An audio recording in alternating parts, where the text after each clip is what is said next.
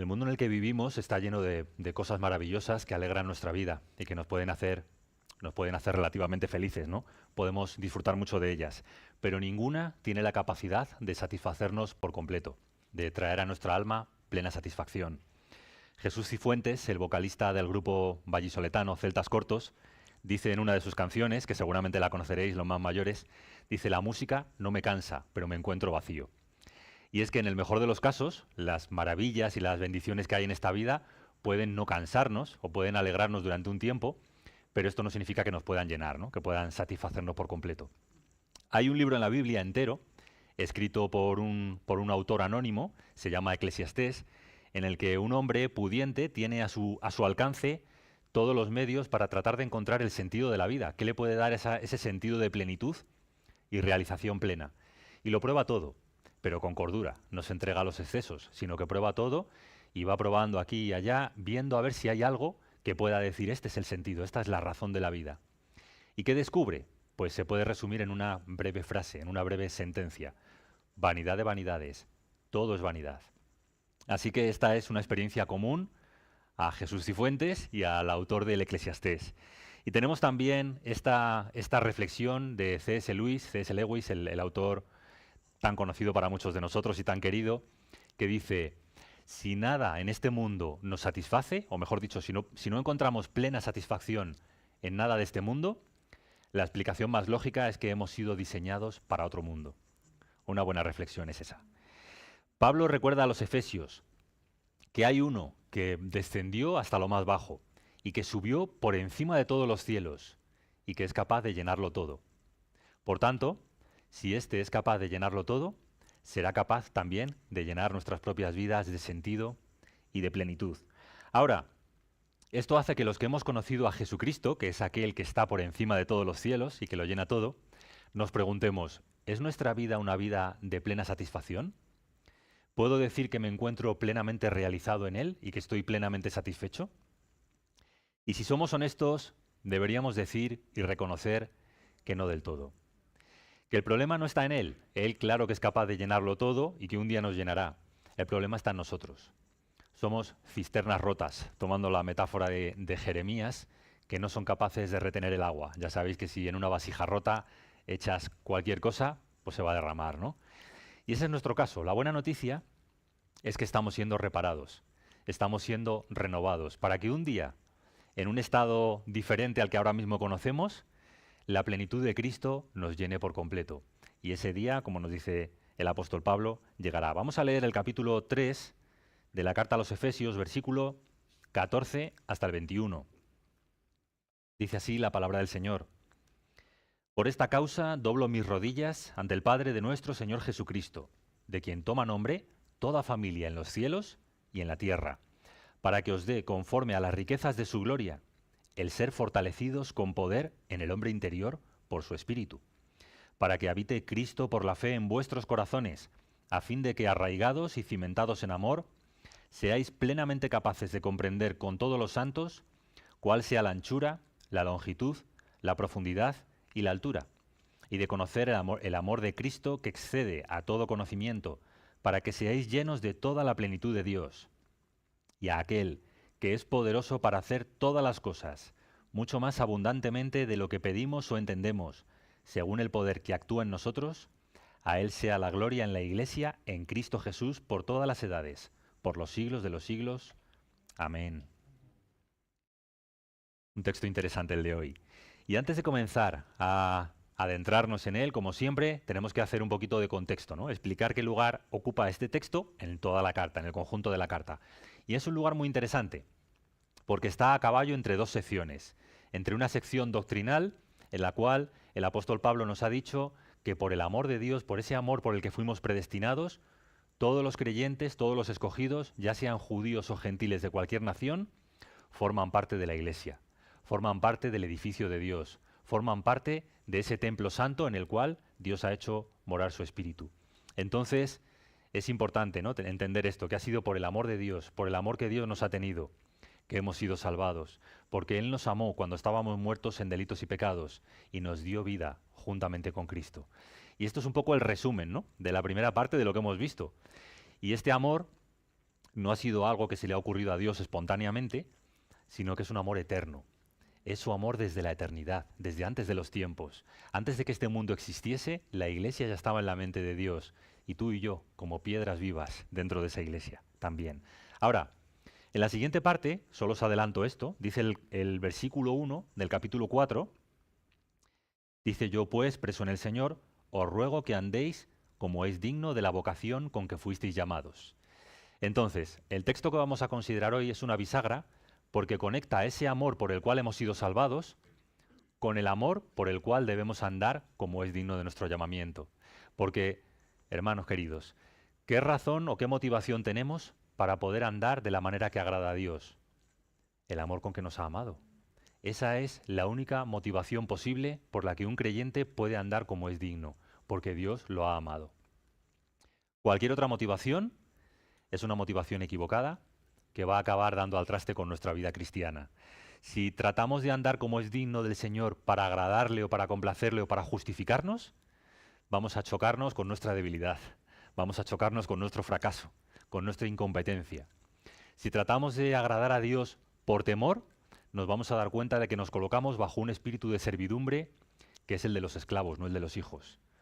Pero si tratamos de agradar a Dios como consecuencia del amor con que Él nos ha amado y nos ha hecho sus hijos, entonces estamos en la senda derecha y estamos en la posición en la que Él quiere que estemos, porque es así como tenemos que complacerle. Ahora, esto que estamos considerando, o que vamos a considerar ahora, versículos 14 al 21 del capítulo 3, es una oración, forma parte de una oración. Fijaos en, por esta causa doblo mis rodillas. Esto nos recuerda, ¿no? Una posición habitual para la oración. Y dice también para que Dios os dé, es decir, va a hacer una petición, va a hacer una intercesión. Es la segunda oración de la carta. La primera la vimos en el capítulo 1, en los versículos 17 al 18.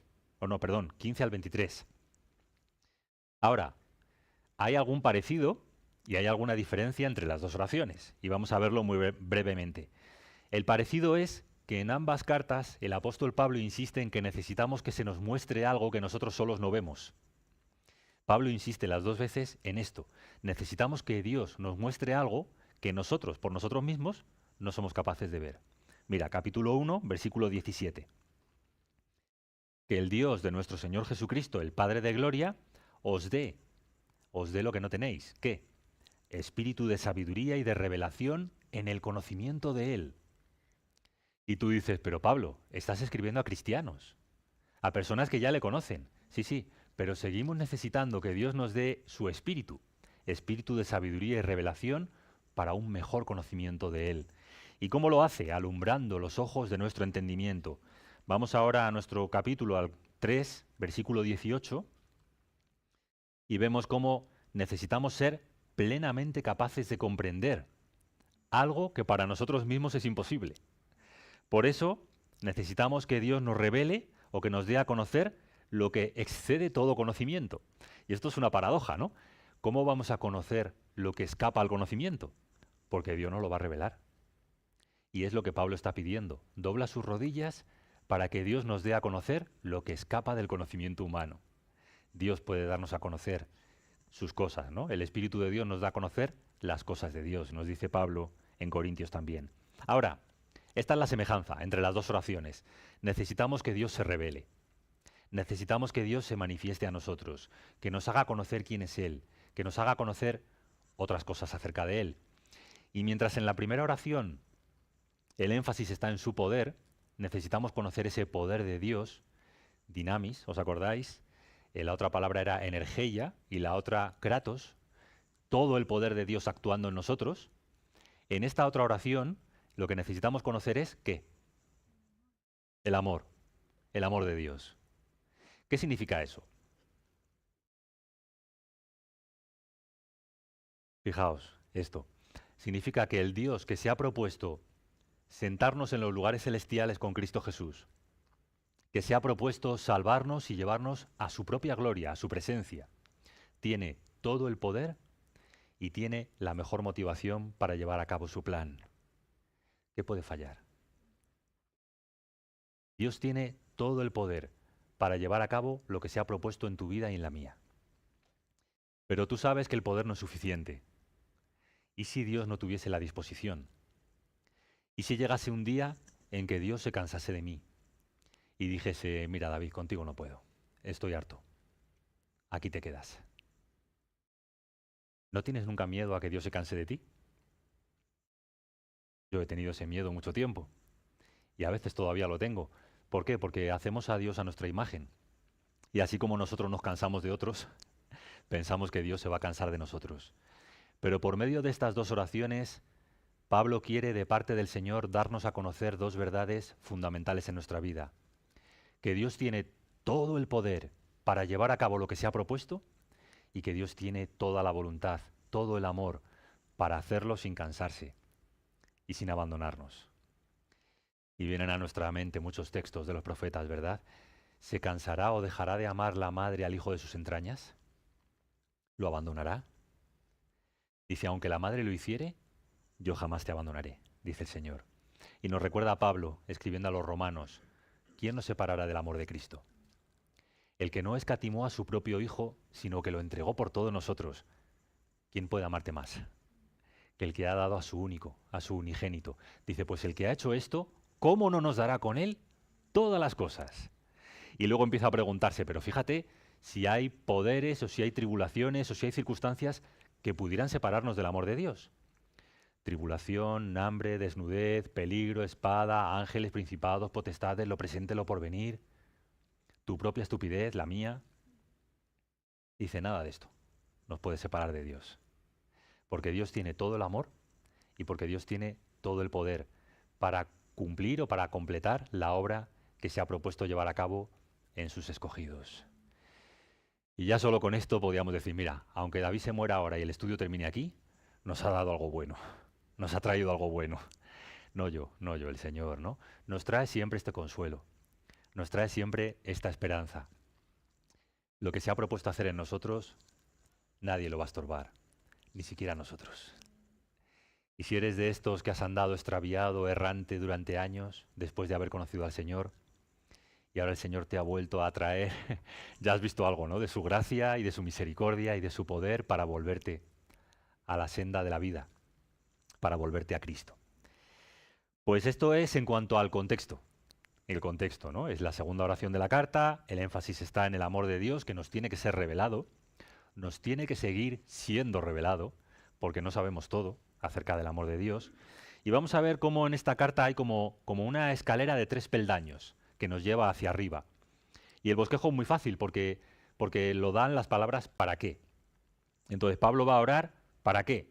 Bueno, pues para que 3 cosas sucedan en nuestra vida, ¿no? Pero antes de verlas vamos a notar cómo dice que dobla sus rodillas ante el Padre de nuestro Señor Jesucristo, de quien toma nombre toda familia en los cielos y en la tierra. ¿Cómo interpretamos esto, no? Que toda familia en los cielos y en la tierra toma nombre de parte de Dios el Padre. ¿Cómo lo interpretamos? ¿Quiénes son todas las familias?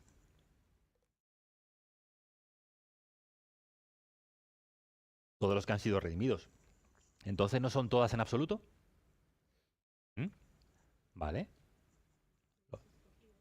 ¿Los escogidos? ¿Vale? ¿Alguien lo ve de otra manera?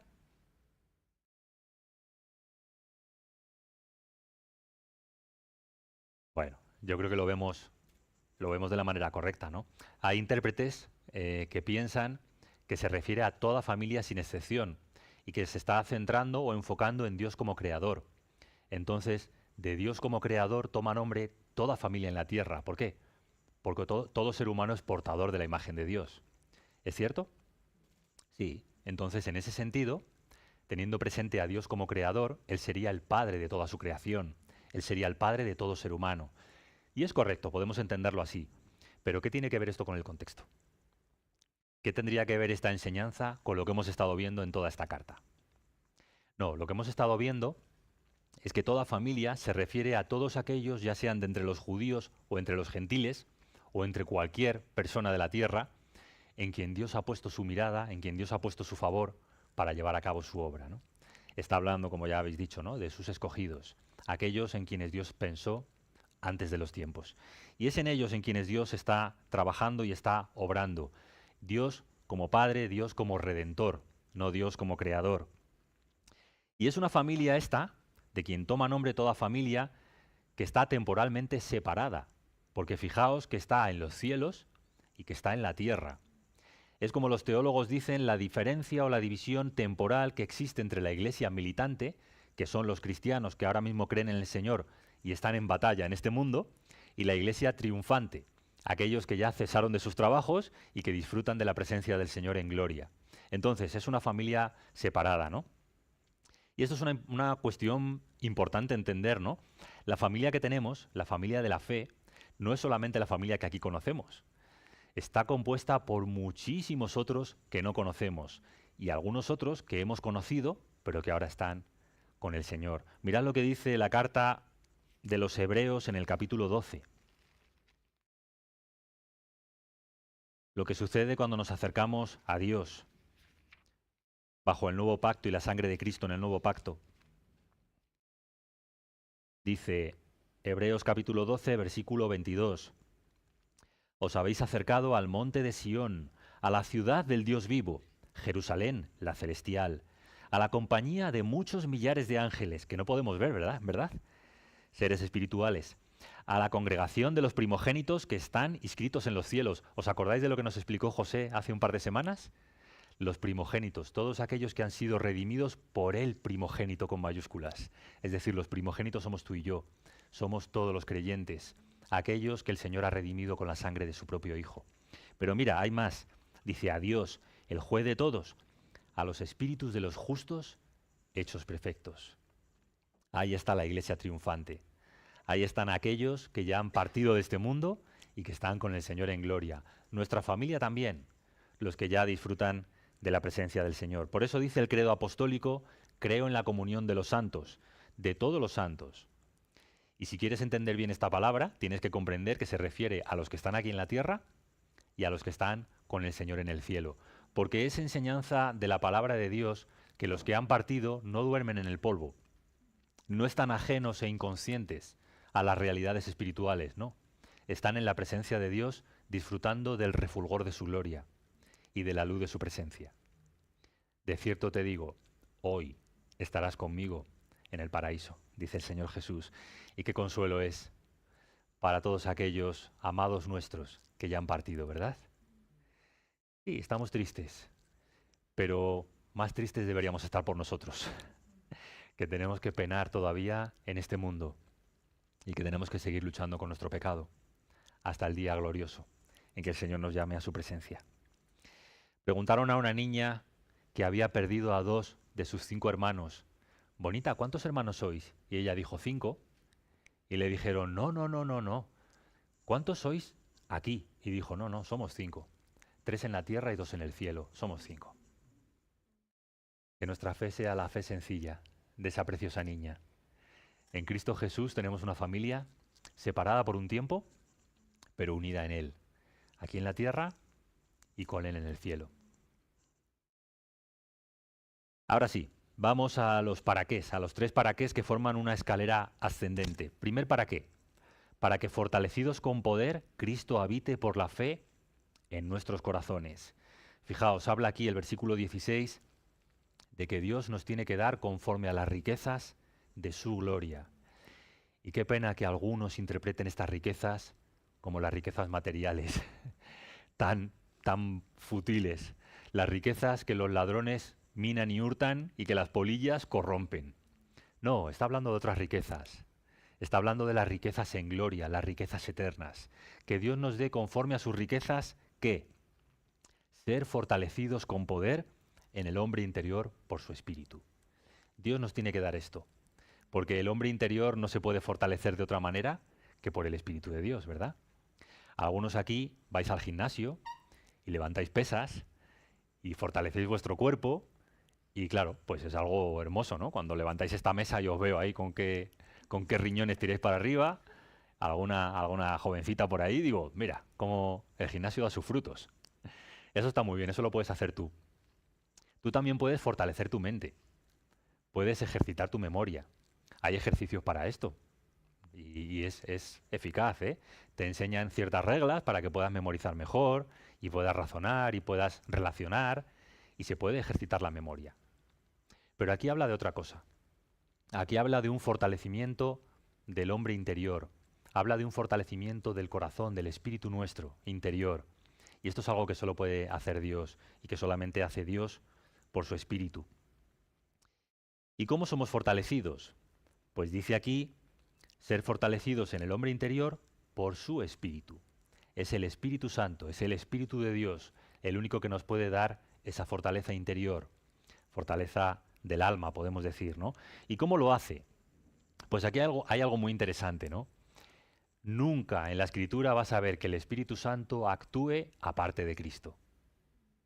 El ministerio del Espíritu Santo siempre es por medio de Cristo, a través de Cristo, en Cristo. Por eso lo que el Espíritu Santo hace es que habite Cristo por la fe en nuestros corazones. Es hacer patente, es hacer palpable la realidad de Cristo dentro de nosotros. Dice el apóstol Pedro que Cristo es aquel a quien amáis sin haberle visto. ¿Y cómo puede ser que ames a alguien a quien no has visto? Por el Espíritu Santo. Porque el Espíritu Santo lo hace real en tu vida. Porque el ministerio del Espíritu Santo es tomarlo de Cristo y dártelo. Él tomará de lo mío y os lo hará saber. Esto es lo que el Espíritu Santo hace. Por eso, si quieres glorificar a Dios el Espíritu Santo, si quieres honrar a Dios el Espíritu Santo, déjate de manifestaciones extrañas y deja que te guíe a Cristo. Déjate guiar a los pies de Cristo, porque todas las riquezas de Dios el Padre te van a ser dadas por el Espíritu Santo en la persona de Cristo. Y fuera de Cristo no hay nada que Dios te vaya a dar. Y no hace falta porque en Cristo lo tienes todo. En Cristo lo tenemos todo. Y esto es lo que el Espíritu Santo hace y de esa manera nos fortalece, alentando nuestra fe, fortaleciendo nuestra fe en Cristo Jesús. Ahora, hay aquí algo también muy interesante, ¿no? ¿Cómo lo hace? ¿Conocéis, habéis oído hablar de los medios de gracia? ¿Cuáles son los medios de gracia? La palabra de Dios, ¿qué más? La oración y la comunión de los santos, ¿no? Son los medios de gracia. Fijaos, estamos en medio de una oración. Luego lo que Pablo está haciendo es orar para que Dios por su Espíritu haga en nosotros lo que nosotros no podemos hacer, ¿no? Por lo tanto, un muy buen tema de oración, unos por otros, aparte de orar por otras cosas que también son importantes, es que Dios fortalezca nuestro espíritu por su Espíritu. Fortalezca nuestro ser interior por su Espíritu, revelándonos más de Cristo, afianzando nuestra fe más y más en Cristo. Ese es un buen tema de oración. Otro lo tenemos en la carta paralela a la carta de los Efesios. ¿Cuál es la carta paralela? ¿Os acordáis? Digo, ahora dicen Corintios y me hunden. No, es Colosenses. Colosenses capítulo 3, dice el versículo 16, estamos hablando de los medios de gracia que el Espíritu Santo utiliza para fortalecer nuestro ser interior. Dice, la palabra de Cristo more en abundancia en vosotros, enseñándoos y exhortándoos unos a otros en toda sabiduría, cantando con gracia en vuestros corazones al Señor con salmos e himnos y cánticos espirituales. Algo muy parecido vamos a ver en la carta a los Efesios en el capítulo 5, pero aquí tenemos la palabra de Dios, la palabra de Cristo y la comunión de los santos. Entonces, hermanos, para que el Espíritu Santo haga su trabajo, el trabajo que quiere hacer en nosotros, hagamos uso de esos medios de gracia. Expongámonos a su palabra, oremos en la dirección que nos marca el Señor y disfrutemos también de la comunión de los santos, porque sabéis, puede que llegue un momento en nuestra vida en que no podamos hacerlo. Tengo un amado amigo, amado hermano, que por causa de su enfermedad se ve privado de la lectura de la palabra y de la oración y de la comunión. No puede hacerlo. Ha podido hasta hace poco tiempo, pero ahora no puede. Y el otro día me dijo estas palabras que le dijo su pastor y que me llenaron de consuelo. Le dijeron, hermano, la gracia de Dios es más grande que los medios de gracia. Cuando los has utilizado durante toda tu vida, cuando has sacado provecho de ellos y ya no puedes, no te preocupes, la gracia de Dios está por encima de los medios de gracia y está contigo. Y Él te traerá recuerdos, Él te traerá lo que sea para seguir fortaleciéndote. Y me daba testimonio de que así es. Y esto me llenaba de consuelo. Entonces, esta es nuestra primera necesidad y la primera petición, el primer para qué. Necesitamos ser fortalecidos por el Espíritu de Dios en Cristo. Por la fe, porque no hay otra manera de ser fortalecido en Cristo que por la fe en su palabra. Y qué hermoso es esto, ¿verdad? Fijaos que esto no tiene que ver con el conocimiento intelectual. Hay personas con mucho conocimiento y muy débiles en la fe. Y sin embargo hay personas que saben muy poco, pero con un potente testimonio del Espíritu Santo y con una gran confianza en Cristo. Así que no confundamos en ese sentido los términos, ¿no? Ahora, lo segundo que vamos a ver, el segundo ¿para qué? ¿Para qué tenemos que ser fortalecidos en nuestro ser interior? Dice, para que, para que seáis capaces de comprender con todos los santos cuál sea la anchura, la longitud, la profundidad y la altura, y de conocer el amor de Cristo que excede a todo conocimiento. Así que esta sería la segunda cuestión, ¿no? Necesitamos comprender, necesitamos conocer mejor el amor de Cristo que excede a todo conocimiento. Y dice que tenemos que ser arraigados y fundados. Está tomando dos metáforas, la del árbol, que tiene raíces, y la del edificio, que tiene cimientos. Y si alguno no lo sabe, se lo digo yo hoy, puede ser un descubrimiento. Cuando ves un árbol grande, todo lo que ves fuera de la tierra está hacia adentro de la tierra, proporcionalmente. Es decir, la misma altura que tenga el árbol tiene la raíz hacia adentro. Y es lógico, ¿verdad? Porque si no fuese así, se apoyaría una ardilla y se caería el árbol. Entonces necesita cimiento, el árbol necesita raíces, nosotros también. De la misma manera, un edificio necesita buenos cimientos. Si un edificio está fundado sobre arena, sabéis lo que pasa, ¿no? Viene la tempestad, golpea y entonces se cae. Un edificio necesita cimiento sólido, necesita estar fundado en un buen cimiento, sobre un buen cimiento. Y así también nosotros. De la misma manera, nosotros no solamente necesitamos estar bien fundados, bien arraigados, sino que necesitamos ser sobreedificados con ese buen cimiento. ¿Qué es lo que Pablo nos está diciendo? Vosotros ya estáis sobre el buen fundamento, ya tenéis raíces, pero ahora necesitáis seguir creciendo, seguir siendo edificados. ¿Cómo? Conociendo más del amor de Cristo. Eso es lo primero que necesitáis. Y esto es algo interesante, ¿verdad? Porque nos enseña dos cosas que estamos considerando en la segunda carta de Pedro. Aprovecho para hacer la publicidad. La segunda de Pedro nos dice que el conocimiento de Dios es dinámico, tiene que ir en aumento. Va a decir Pedro que pide que crezcamos en la gracia y en el conocimiento.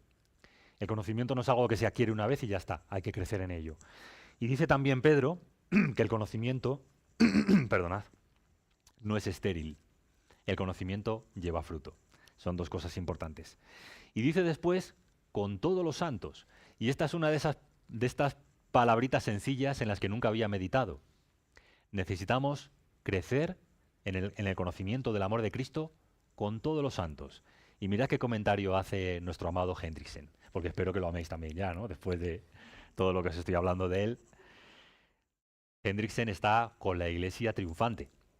Es parte de nuestra familia, pero está con la Iglesia triunfante ya.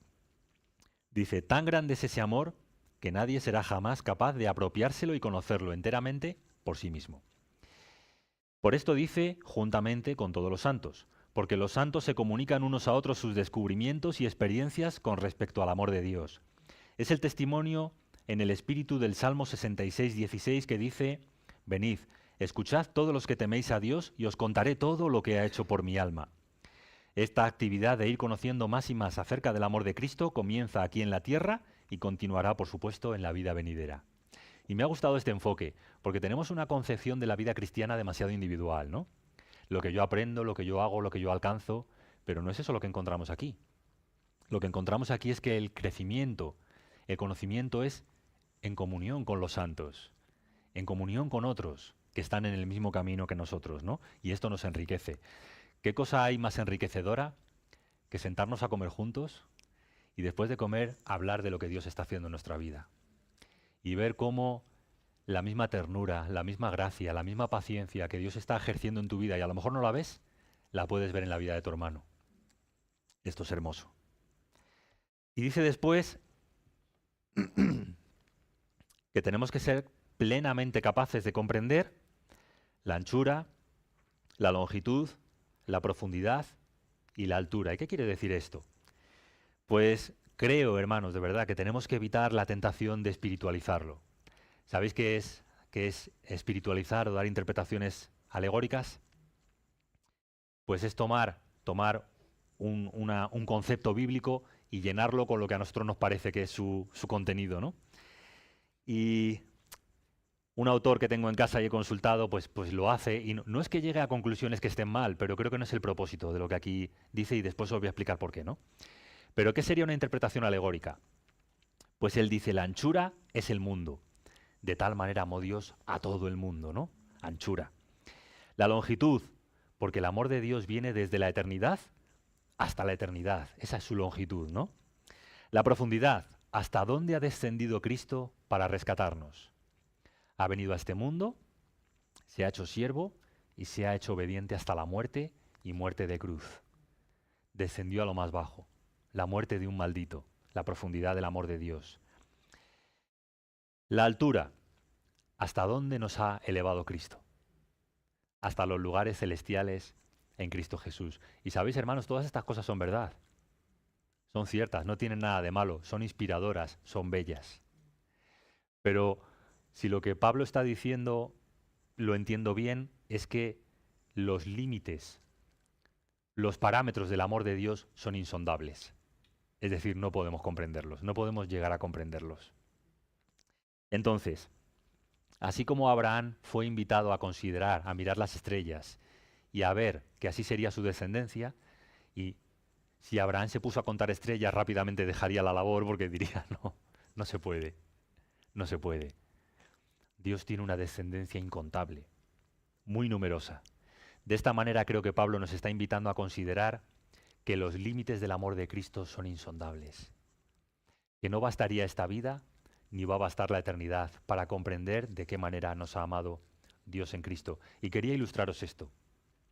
Mirad, cuánto ama una madre a sus hijos a lo largo de la vida de ellos, cuántas cosas hace por ellos, cuánto se desvela por ellos. ¿Os imagináis tomar cada pensamiento de una madre de amor hacia sus hijos y desgranarlo? ¿Y pesarlo? ¿Y medirlo? ¿Y anotarlo? Si esto es imposible en cuanto a una madre que ama a sus hijos, cómo vamos a cuantificar, cómo vamos a poner medida al amor de Dios por sus escogidos, a todas las bendiciones, a todos sus favores, a toda la gracia que derrama sobre todo su pueblo, día tras día y momento tras momento? El amor de Cristo es inescrutable. Otra vez dice Hendrickson, un día acabaré trayéndome el comentario y os lo leo, y acabamos antes, ¿no? Dice, el corazón y mente finitos nunca podrán llegar a una cabal comprensión o conocimiento de un amor infinito. Aún en la vida venidera, Dios jamás dirá a sus redimidos, ahora ya os he dado a conocer todo lo que se puede saber acerca de mi amor.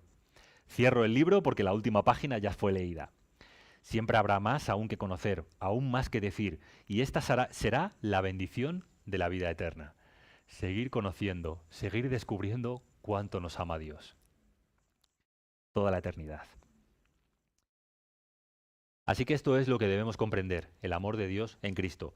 Y esto es algo que tenemos que comprender espiritualmente, como ya decía antes, ¿no? No es algo que se puede comprender intelectualmente. Y esto es algo que nos debe llevar a orar más, que nos debe llevar a buscar más de Dios lo que no está en nosotros. Y ya lo hemos visto, ¿no? ¿Cuál es la diferencia entonces entre una comprensión intelectual y una comprensión espiritual? Pues la misma diferencia que hay entre saber que ha preparado tu madre de comida o comértela. ¿Hay alguna diferencia? Claro, hace tu madre unos tamales y dices, bueno, pues sí, los ha hecho muy bien, ha puesto pollo, ha puesto cerdo, ha puesto arroz, ha puesto guisantes, me lo sé todo. Vale, pero a mí dame el tamal y yo me lo como. Esa es la diferencia, ¿no? Pues esto es lo mismo. Puedes saber toda la teoría, puedes saber toda la doctrina acerca del amor de Dios en Cristo, ¿pero lo has experimentado? ¿La has gustado? ¿Has experimentado el perdón y la misericordia que Dios te extiende en Cristo? ¿Te has aferrado a Él y has dicho con el salmista cuán bueno es el Señor? Porque el amor de Dios es para experimentarlo, perdón. Es para experimentarlo, no es para teorizar sobre Él. Qué pena cuando las personas, cuando los seres humanos solo podemos teorizar y establecer hipótesis y no aferrarnos al amor que nos ha sido dado para llenar nuestra alma de gozo. El amor de una madre es para experimentarlo. El amor de una esposa es para experimentarlo. El amor de los hijos es para experimentarlo. El amor de Dios es para experimentarlo. El amor se experimenta. Y si no lo experimentas, ¿de qué te sirve? ¿De qué te sirve saber todos los misterios y toda ciencia si no experimentas el amor? Dios quiere que experimentes su amor. Y ese amor solo se puede experimentar conociendo a Cristo. La misericordia y la gracia que Dios nos trae por medio de Él. Ahora vamos avanzando ya. El último, ¿para qué? Habéis notado la escala, ¿no? Necesitamos ser fortalecidos en nuestro ser interior. ¿Para qué? Para comprender más profundamente cómo nos ha amado Dios. ¿Para qué? Versículo 19. Para que seáis llenos de toda la plenitud de Dios. ¿Os acordáis lo que comenzamos diciendo en la introducción? En esta vida, la plenitud, la plena satisfacción es una utopía. No hay nada en este mundo que te pueda llenar por completo. Nada. Aunque te parezca que sí. El pobre piensa que la riqueza lo puede llenar. El rico sabe que no puede. El que tiene esposa sabe que una esposa no puede llenarle por completo. De la misma manera que tú tampoco a ella. No hay ninguna criatura, no hay nada en la creación que pueda darnos la satisfacción que solamente se halla en el Creador.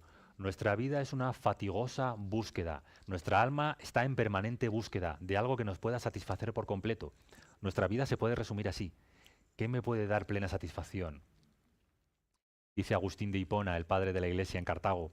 Dice que nuestras almas fueron hechas para ti y no descansarán hasta que se encuentren contigo. Por eso es tan triste ver personas que tratan de llenar su vida de lo que no puede satisfacerles. ¿Os acordáis la samaritana? Dice, 5 maridos has tenido y el que ahora tienes no es tu marido. Esa es la sed que tienes. La pobre mujer no entiende que, dice, si no tienes cubo, ¿qué agua me vas a dar? Pues te voy a dar un agua que va a satisfacer la sed de tu alma. Esa sed que no puede satisfacer ningún hombre. Pero Cristo Jesús puede. El Señor puede satisfacer nuestra sed. Ahora, dice que esto va a ser, o más bien, que seamos llenos de la plenitud, va a ser un proceso, ¿no? ¿Cómo puedo demostrar que esto es un proceso y no una realidad inmediata? Para que no nos frustremos, hermanos, porque todos los cristianos tenemos esta frustración. Hace 2 domingos prediqué, para mi asombro, os lo digo de verdad, me prediqué a mí mismo, ¿cómo es posible que Dios el Padre esté satisfecho en su Hijo? Este es mi Hijo amado, en Él tengo plena complacencia, y yo no esté complacido. ¿Cómo es posible que Dios esté gozoso plenamente con su Hijo y yo no lo esté? Porque soy un pecador imperfecto, porque soy una vasija rota, porque tengo que ser reparado para que la gracia de Dios pueda ser un recipiente en el que la gracia de Dios me llene por completo y me satisfaga por completo. Pero aspiro a ello aquí y ahora. En el capítulo 4 veremos cómo la Iglesia es el cuerpo de Cristo y cómo cada uno ha recibido un don y cómo utilizamos esos dones. ¿Para qué? Para edificarnos unos a otros hasta que todos lleguemos a la unidad de la fe y del conocimiento del Hijo de Dios. A la medida de la estatura de la plenitud de Cristo. ¿Es eso posible en esta vida? No, pero es la meta. Es la meta. Tenemos que trabajar para edificarnos hasta alcanzar esa medida. ¿Eso significa que si alguien se va de la iglesia porque dice yo ya he alcanzado la medida? No, no te vayas. Tienes que quedarte. Todavía no has llegado a la medida. Solo vas a llegar a esa medida cuando Cristo vuelva o cuando Él te llame a su presencia. Pero eso no implica que no debas ocuparte en trabajar en esa meta aquí y ahora. Pues lo mismo con esto. La plenitud es imposible aquí y ahora, pero debemos desearla, hermanos. Debemos codiciarla, porque es real, no es una utopía, existe. Y algunas veces Dios nos deja ver destellos de lo que es esa plenitud. ¿Has tenido alguna vez algo así? ¿Has tenido alguna vez una revelación del Espíritu de Dios de cuánto te ama Dios en Cristo? Una de esas revelaciones que dices, oh Señor, ¿esto es posible? ¿Es posible que me ames tanto? Cuando tienes una revelación así y después miras este mundo, dices, no, lo que busco yo no está aquí, no está abajo, está escondido con Cristo en Dios. Es Él lo que busco. Y entonces te das cuenta de dónde está tu tesoro. Pero es verdad que esos son momentos fugaces en esta vida, son momentos de revelación, son momentos en que quizás estás escuchando o leyendo la palabra Y como digo, el Señor te revela por su Espíritu alguna verdad y dices, oh, esto es lo que yo necesito, esto es lo que yo quiero, esto es la razón de mi vida, esta es la perla de gran precio. Todas las demás las vendo, renuncio. Esta es la que quiero. Cristo es la perla de gran precio. Un día la experiencia será completa, porque el pecado será quitado. Y esa plenitud será una realidad creciente, incluso durante la eternidad, como hemos visto anteriormente. Ahora, nuestro texto termina con una doxología, versículos 20 y 21. ¿Qué es una doxología? Es una expresión de gozo, gratitud y adoración a Dios. Y es que todo lo que Pablo ha estado diciendo, toda esta doctrina que ha ido desarrollando, estoy convencido de que ha llenado su corazón de gozo y no puede terminar su doctrina, su exposición doctrinal sin adorar a Dios. Y lo hace, dice, aquel que es poderoso para hacer todas las cosas, mucho más abundantemente de lo que pedimos o entendemos, según el poder que actúa en nosotros. A Él sea la gloria en la Iglesia en Cristo Jesús por todas las edades, por los siglos de los siglos. Amén. Menos mal que Dios va a hacer las cosas mucho más abundantemente de lo que pedimos o entendemos. ¿Por qué? Porque pedimos poco y entendemos menos todavía. Si Dios fuese a hacer las cosas como pedimos o entendemos, estábamos apañados. Pero Él las va a hacer mucho más abundantemente. Esto es como cuando, bueno, no tiene comparación con nada, pero permitidme la comparación, ¿no? Es como cuando, no voy a poner ninguna comparación, porque no existe una comparación. ¿Alguna vez quizás, venga, lo voy a intentar, alguna vez has esperado poco de alguien y te ha dado más de lo que esperabas? Qué bonito es eso, ¿no? Conoces a una persona y no tiene muchas expectativas, dice, bueno, sí, es un buen tipo, venga, voy a intentar conocerle un poco más. Y descubres que tiene un mundo interior estupendo, muy rico, que vive muy cerca del Señor, que te edifica con grandes riquezas y dices, oh, qué bueno, qué hermoso. Este tipo encierra mucho más de lo que me parecía. Me parecía un casquivano, me parecía un superficial y resulta que tiene una vida interior rica. Pues todo esto comparado con lo que Dios tiene, palidece. Él tiene para nosotros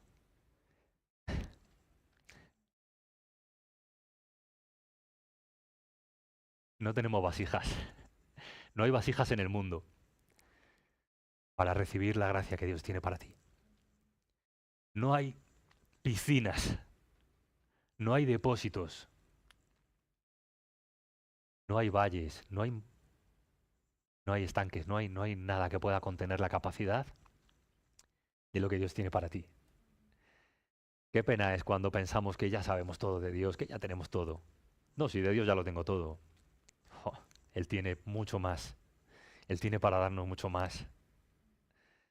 No vayas a su presencia y salgas corriendo.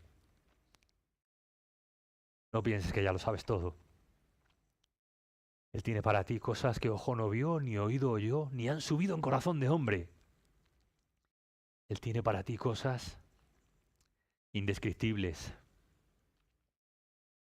Son las que Dios ha preparado para los que le aman.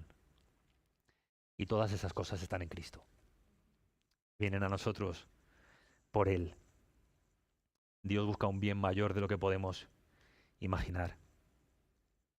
Ahora os voy a decir un par de conclusiones para terminar. La plenitud de Dios. ¿Qué es la plenitud de Dios?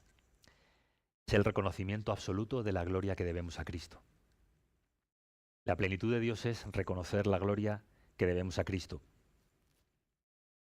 Pero antes que eso, me he saltado un punto, es que muchas veces buscamos esa plenitud como individuos. Y eso es un gran error. Ya lo he dicho antes. Buscamos esa plenitud en mí. Quiero que Dios derrame su plenitud en mí. Y cuando hacemos eso estamos limitando la gracia de Dios mucho. ¿Por qué? Porque Dios está derramando su gracia sobre muchísimas personas. Dios está derramando su gracia sobre toda la iglesia en todo el mundo. Y cuando nuestra visión se amplía y se ensancha y podemos ver lo que Dios está haciendo en la vida de muchos, esa plenitud emerge, crece, se hace más poderosa. Los domingos por la tarde tengo el privilegio de compartir un tiempo con algunos hermanitos que están estudiando el catecismo y que quieren pertenecer a la membresía de la iglesia. Y como no sabemos bien si son cabras o ovejas, estamos estudiando con ellos. Pero parecen ovejas. Y, y cuando terminamos de estudiar el catecismo y nos dan testimonio de lo que Dios está haciendo en su vida, esto me da una sensación de plenitud, una experiencia de plenitud que no tengo cuando solo me miro a mí mismo. Porque veo que Dios obra en la vida de otros, porque veo que Dios es real en la vida de otros, y porque ante la visión de la realidad de Dios que otros tienen, que a veces es más nítida que la mía, esa plenitud emerge, se hace más palpable, se hace más poderosa. Dios está obrando en la vida de muchas personas, Dios está edificando a su pueblo, está construyendo su templo, piedra sobre piedra, creyente sobre creyente.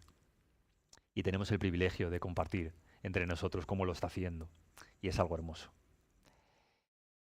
Por eso, si tu visión se expande a la iglesia, a lo que Dios está haciendo en la vida de tus hermanos, esa plenitud será una realidad mucho más poderosa y hermosa que si solamente te miras a ti mismo. Y lo último que antes me adelanté, ¿no? Que la plenitud de Dios es el reconocimiento de que la gloria de la iglesia es de Cristo y por Cristo y para Cristo. La plenitud no está en nosotros, está en Cristo. Por eso, veamos lo que Él está haciendo en la iglesia y mirémosle a Él. Él ha dicho, yo edificaré mi iglesia, y las puertas del Hades no prevalecerán contra ella. En un mundo como este, en un mundo hostil a la verdad de Dios, en un mundo en que desde los gobernantes y los poderosos hasta el menor de los hombres van en contra y desafiando a la gloria de Dios, Dios está levantando su obra. Dios está levantando su iglesia. Y eso es algo glorioso. Y tú y yo somos parte de ello. Por eso, si lo vemos como parte del conjunto, nuestra visión de la plenitud, nuestra visión de la gloria será mayor. Seamos como aquel albañil que estaba junto a otros dos albañiles, os acordáis, ya lo he contado, ¿no? Y le preguntan a uno, ¿qué estás haciendo? Dice, aquí, poniendo ladrillos debajo del sol. Trabajo pesado y fatigoso donde los haya. Y otro dice, bueno, ¿y tú qué estás haciendo? Dice, yo estoy construyendo un muro. Y le preguntan al tercero, dice, ¿y tú qué estás haciendo? Dice, yo estoy haciendo una catedral para la gloria de Dios.